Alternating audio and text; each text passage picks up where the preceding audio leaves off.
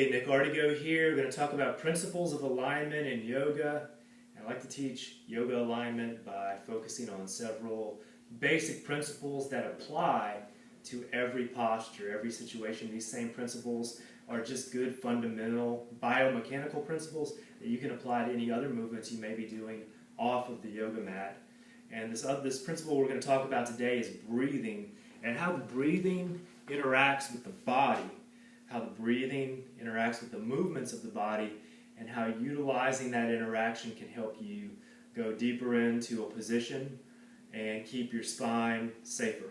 So whenever you inhale, if you're doing it properly and you're getting good deep diaphragmatic breath, the abdomen will expand, rib cage will expand in all directions, and the spine will actually lengthen. The crown of your head will go up. So that plays in with a lot of the other principles of alignment, particularly principle of alignment of getting rotation from the thoracic spine. So the thoracic spine and the hips are where we are meant to get our rotation. And the thoracic spine is the part of the spine lined up with the rib cage.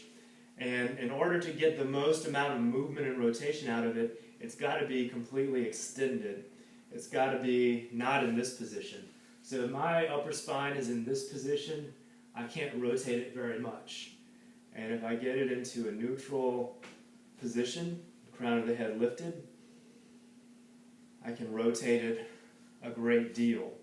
More spinal rotation when it's fully extended. A good inhale helps us do that. A nice deep inhale helps us lengthen the spine so that we maximize how much mobility we can get out of the upper spine. So the way that plays out in yoga postures is typically whenever we're having an inhale, it's not a time when we want to go deeper into a fold or deeper into a twist.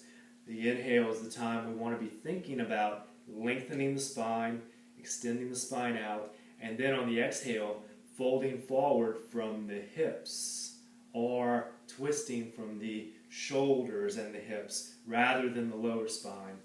Good way to demonstrate this is just in a basic forward fold. So from here, I'm in this forward fold, and my feet are about hips distance apart. Hips distance apart. I want you to see the side view. And I'm just kind of hanging out here.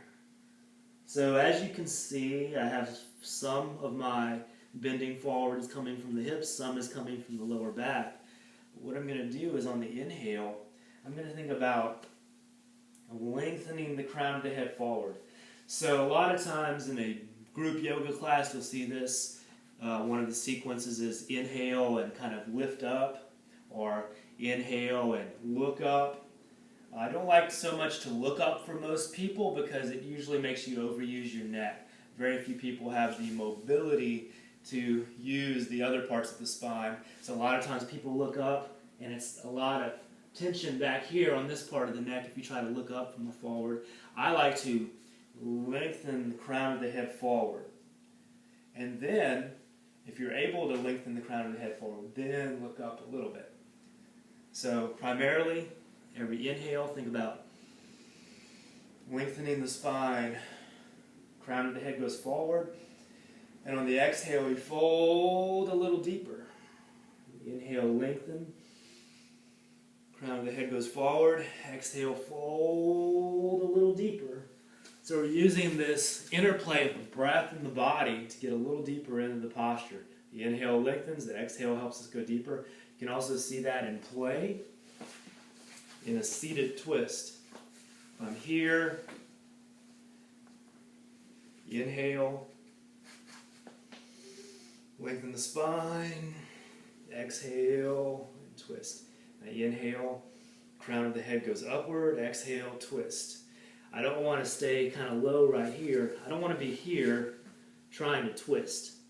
I want to take that inhale, use it to help me lengthen the spine.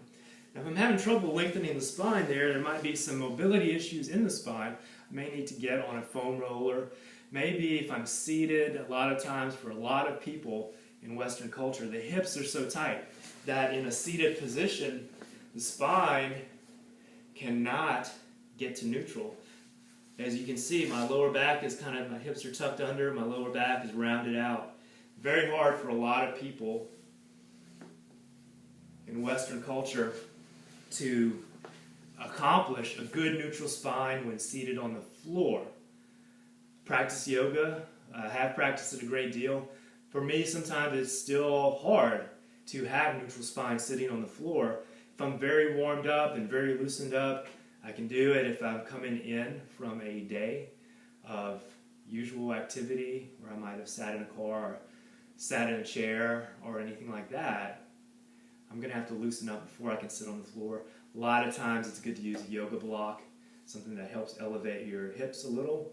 Then you feel more solid, your pelvis has a good neutral position, your lower spine has a good neutral position, your foundation is set so that you can get length in the spine. So, use the breathing to help your alignment, lengthening with inhales, going deeper into the posture with the exhale. The exhale also is a place where the body relaxes. Each time you exhale, there's a relaxation response in the body. So it's the best time to kind of go a little deeper into the stretch because the muscles are more likely to be limber and relaxed. If you found any benefit from this video, please do me a favor and leave a comment below.